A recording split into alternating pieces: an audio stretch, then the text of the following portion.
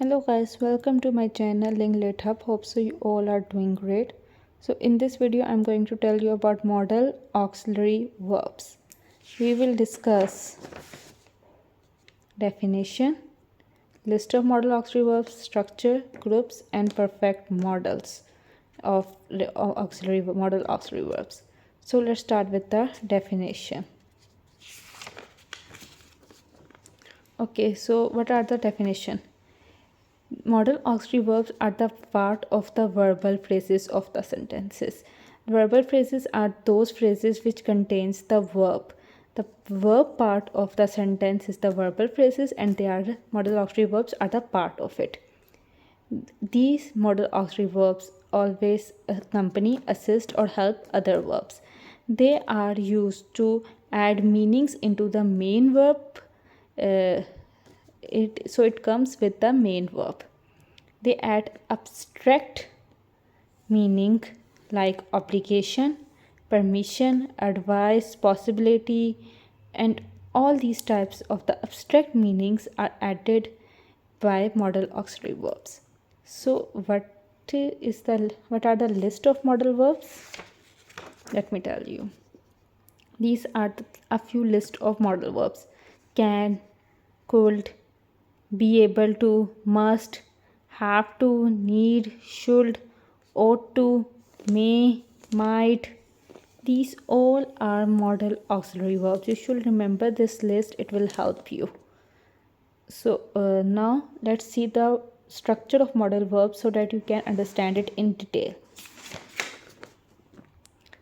So in affirmative or in the sentence, in the normal sentence, it will be subject, modal or infinitive.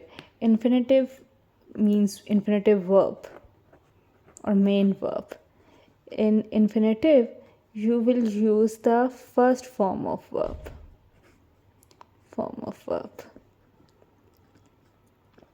So example, subject she, modal verb should, and infinitive stay. She should stay.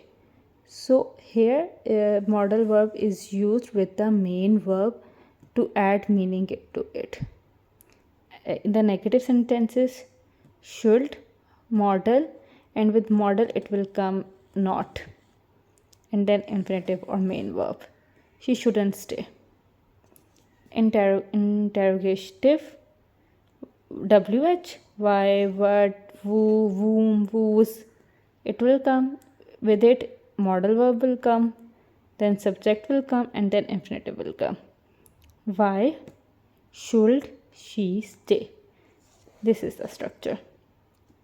So the next part or the main part of the modal verb structure is that modal verbs are used with infinitives without to.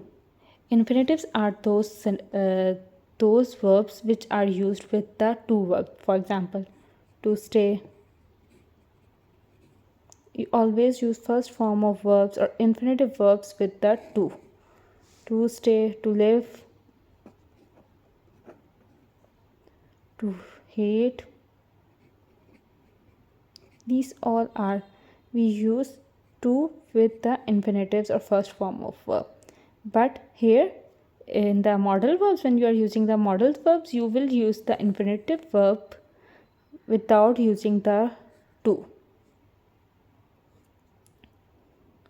Only ought word is obligation, is exception, exceptional case. With ought you will use to. Now let's see the examples. We must get there before 7 o'clock. Now must is the modal verb, so with it infinitive verb is used. She should study harder. I ought to. Now with ought it is to is used and then infinitive verb is used. I ought to go home now.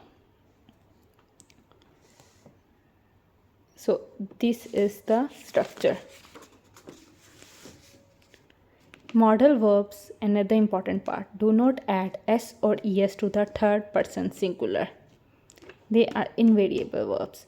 Okay, when we use he, she, it, we use s or es with the verb. It is the rule that with he, she, it, or with a single person, we use s or es with the verb.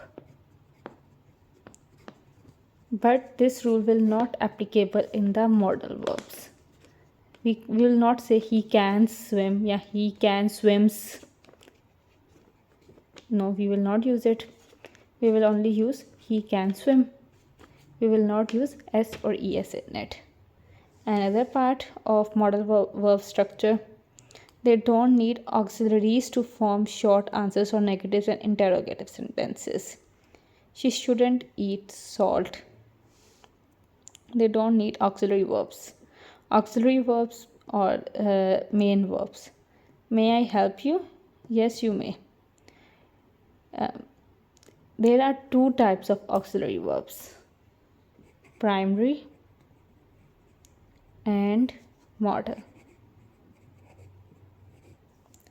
Primary auxiliary verbs are is, am, are, do, does, was, were, and modal auxiliary verbs we are learning about them. So with modal verbs we will not use primary auxiliary verbs. They don't need any other auxiliaries to form short answers or negatives and interrogative sentences. For short sentences we will not use primary auxiliary verbs with the modal auxiliary verbs. She shouldn't eat salt. This is correct. We will not say doesn't. Doesn't is primary auxiliary verb. We will not add it here. May I help you? Yes, you may. Do is the primary auxiliary verb. We will not add anything with it. And others, modal verbs do not have all the tenses. They use other verbs to complete the tenses. They can swim now. She will be able to swim next year. You must come early. You had to come early yesterday. Now, we will not be able to understand the tenses, verb tenses, with the help of modal verbs. We have to use other verbs to understand the tense of the verb. They can swim now. Now is telling us that it is the present tense. She will be able to swim next year. Must, had to. You must come home early. You had to come early yesterday.